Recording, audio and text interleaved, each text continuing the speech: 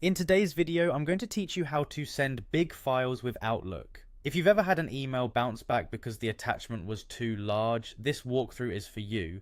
Outlook can seamlessly upload oversized files to OneDrive and share them as a secure link, which keeps your message light and easy to deliver.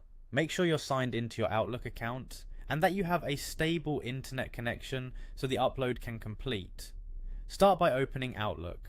This process works similarly in the desktop app and the web version, and the prompts you see will be almost identical. Next, create a new message by selecting New Email. It's a good idea to add your recipient and a clear subject line now, especially if you're sharing a large project or a video. That way your message is set while the file is preparing. Click Attach File. You'll usually find this near the top of the Compose window or under the Insert tab in the desktop app. You can pick from recently used items or browse your computer and cloud locations. Choose the option that lets you select the file from where it's currently saved. Now select your large file. Keep in mind that many mail servers cap attachments around a few dozen megabytes. High resolution videos, large slide decks, and zipped folders often exceed that limit. If your file is only slightly over, compressing it can help, but Outlook's built-in cloud sharing is the most reliable path.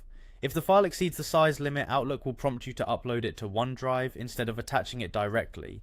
This is expected and helpful. Outlook will handle the upload behind the scenes and replace the bulky attachment with a shareable link in your email. This not only avoids delivery issues but also makes it faster for your recipient to download. Choose Upload and Share as OneDrive link. Outlook will begin uploading the file and insert a link in the message body. By default, the link typically allows your recipients to view the file. Depending on your organization settings, you may be able to adjust permissions to restrict editing or limit access to only the people you email. If you want to be extra clear, add a short note in your message describing the file and its size. Finally, send the email. Keep Outlook open until the upload completes to ensure the link works properly. If your recipient later reports access issues, you can update the link permissions from OneDrive or resend the message. And that's it. With these steps, you can confidently send big files through Outlook without hitting attachment limits.